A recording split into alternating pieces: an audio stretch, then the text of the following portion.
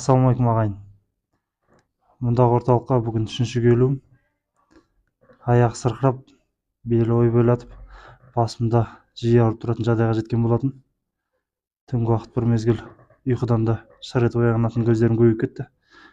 Сәйкесінше осы орталыққа келіп емделіп жатқан жайым бар. Өте керемет орталық, кеңес беремін. Аяқтан суық өткен жағдай болса, белден суық өткен жағдай болса, ем іздеген жандарға шипасын берсін деп барлықтарыңызды осы орталыққа шақырамын. Әрине өзгеріс бар.